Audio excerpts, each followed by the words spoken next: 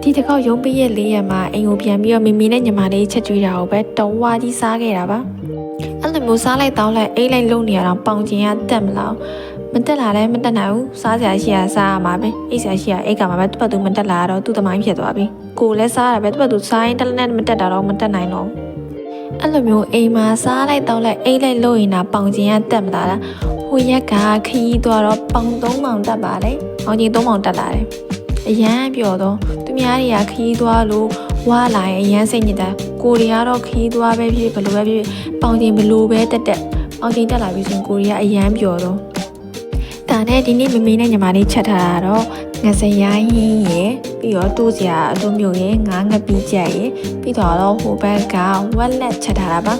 ဝက်လက်ကတော့ကျမမစားပါဘူးကျမခြေလေးတောင်မစားကျမတို့ရဲ့ဟင်းချက်အကောင်းဆုံးအမျိုးသမီးချက်ထားတာဆိုတော့အရန်ကိုစားလို့ကောင်းပါတယ်ဟင်းချက်ကောင်းဆုံးအမျိုးသမီးကကျမမေမေကိုပြောတာပါ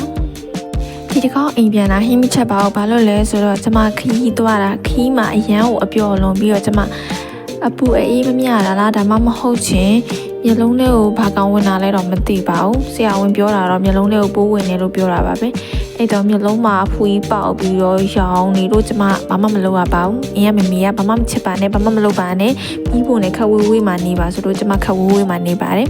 အဲ့တော့ကျမဘာမှမလုပ်ပါဘူးစားပဲစားလိုက်တောက်လိုက်အိတ်လိုက်လုပ်ပါတယ်မမေကအေးဝအောင်အိတ်ဆိုတော့ကျမအိတ်ပါတယ်ပြီးသွားရင်စားပါတယ်အဲ့ဒါနဲ့စားလိုက်တောက်လိုက်အိတ်တယ်အဲ့လိုမျိုးပဲလုပ်ပါတယ်တလောကလုံးမှာအကောင်းဆုံးမျိုးသမီးဆိုတော့ကျမမမေပဲရှိပါတယ်ကျမခီးတာသွားနေမမေချက်တဲ့သမီးနေဟင်းတို့ကျမအရန်လွမ်းနေတာပါခီးမှာစားခဲ့တဲ့အစားအစာတွေလည်းမစိုးပါဘူးသူကလည်းသူကောင်းပါတယ်ဒါပေမဲ့ကျမမမေလက်ရအောင်မမီပါဘူးအဲ့တော့ကျမ